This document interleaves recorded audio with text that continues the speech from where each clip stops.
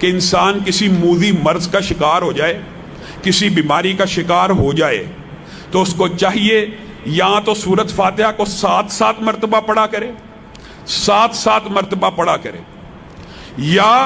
سورۃ فاتحہ اکیلی کو 41 مرتبہ پڑھا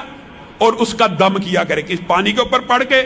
یا اپنے اوپر براہ راست اس کا دم کر لیا کرے۔ یہ دونوں مجرب ترین وظیفے ہیں۔ عبدالستار حماد جو مفتی اعظم ہیں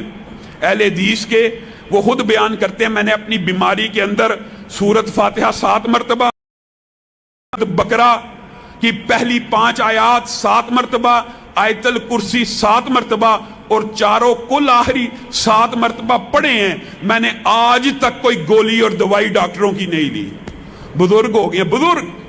انہوں نے اپنی ہر بیماری کا علاج، جس طرح میرا اور آپ کا اعتماد دنیاوی دوائیوں کے اوپر اور حکماء کے اوپر ہوتا ہے نا، جن لوگوں کا توکل اللہ کے اوپر ایسا مضبوط ہو، جس طرح ہمارے شیخ عبدالستار حماد صاحب کا ہے، ان کو پھر ڈاکٹروں کی دوائیوں کی ضرورت نہیں رہتی۔ وہ خود بیان کرتے ہیں میں نے کبھی دوائی کھائی نہیں، میں صرف یہ 7 چیزیں 7 مرتبہ پڑھتا ہوں، اللہ تعالیٰ مجھے ہر بیماری میں شفا دے دے۔